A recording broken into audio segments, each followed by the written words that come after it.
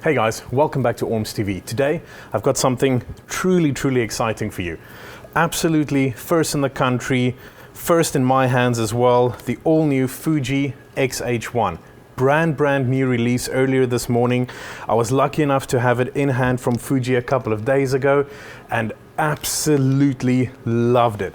Let me quickly take you through some of the steps here and do a little first impressions for you.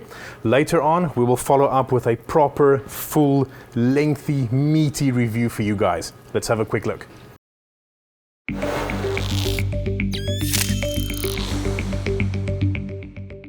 So let me give you a quick spec rundown here, okay? So right off the bat, this unit internally is very similar to your Fuji X-T2. So you've got the same 24 megapixel sensor that you had in that unit. You have the same ISO range up to 51,200. 4K video internally on the unit as well. You are also running the same autofocus system in terms of autofocus points, but crucially, vastly improved tracking facilities, so something that your sports photographers are really going to love. The big improvement in your X-H1, however, is for the first time in a Fuji camera, 5-axis in-body stabilization. And let me tell you, absolute game changer. So the in-body stabilization will push you up to about 5.5 stops in terms of your your exposure compensation in there, and allows you to keep incredibly steady even when you're using non-IS lenses like my personal favorite, the 35 and the 23 f2 lenses. Just beautifully smooths out absolutely anything that you're shooting. Absolutely amazing from Fuji to put that tech into this body. The other big thing that they've added is a little screen at the top, a secondary screen. Shows you all of your settings that you're shooting at, all of your exposure compensations, your ISO, your shutter speed, your aperture reading, everything pulls through on this little screen, and it's absolutely magnificent. It's changed the way that I use my Fuji setup. Previously, I would have all the settings on the rear screen here, and then eye sensor for the electronic viewfinder. Now I shoot rear screen off, settings displayed over here, electronic viewfinder permanently on. Absolutely beautiful way to use this little unit. Everything else on the unit is going to be very familiar to any Fuji user. So if you're upgrading from something like an X-T10, X-T20, even moving from an X-T2 up to this unit is going to be very familiar. You have tactile dials for all your major settings. Your buttons all feel extremely solid. Everything that you push, everything that you touch is extremely tactile, beautifully made. Dual SD card slots. There really is nothing to complain about this unit. A big addition for me is the sizable increase in the actual hand grip. So I'm going to compare it here to my own X-T2, and you'll see that your hand grip is a lot more meaty, a lot easier to grip and hold the unit more naturally than what you find on the X-T2, where you have to sort of alter your grip a little bit to get into a comfortable shooting angle. Another difference here is going to be sheer size. So first, I expected the unit to be quite a bit bigger than what the X-T2 is, but in terms of height, you have a little bit of a raise, but it's not too bad.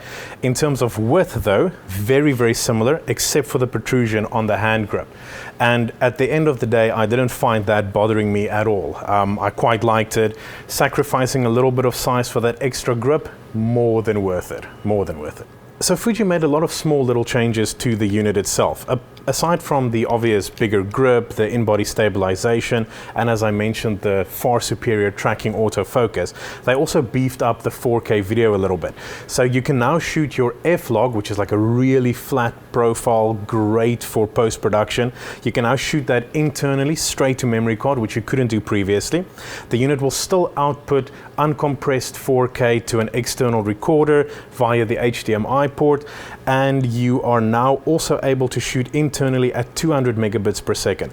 Now, for the time being, it'll only shoot 4K at 30 frames per second, but I really hope that Fuji will push that to 60 with a later firmware update. So, holding thumbs, Fuji, make me proud.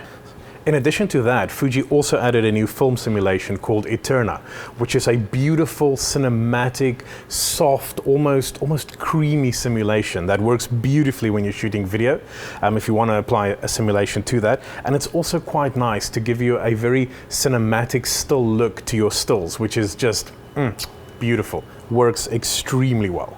Another little feature that Fuji has added in addition to the feature set on the X-T2 is a touch screen. So the touch screen you can do for autofocus, touch to shoot, all of that standard stuff. You can use it in your menu, you can use it to go through your pictures, pinch to zoom in and out. Very, very easy to navigate and use as a, just an additional tool that you didn't necessarily have previously. So well done on that, Fuji. Very much an all-round solution, a great addition to the Fuji lineup, and I think it fills a little bit of a gap that the X-T2 left originally with your sport shooters, with your videographers, where this now comes in and truly tries to bridge that and put Fuji into that league where previously they weren't really playing. But this unit with the in-body stabilization, with the improved tracking autofocus, I think Fuji really has a winner on their hands here. Really top-notch, and I can't wait to get it out in the field and really put it through its paces. Well guys, that just about sums up our first look at the beautiful Fuji X-H1. So let me just casually put the battery grip on here. Just makes the camera even more meaty, easier to hold. If you're going to be shooting with like the Fuji 100-400 or even the 50-140, it really, really helps to have your battery grip on. But as we promised, there will be a full hands-on review of this unit to come in the very, very near future. For now though, that's us giving you a first look at the Fuji X-H1. Thank you very much.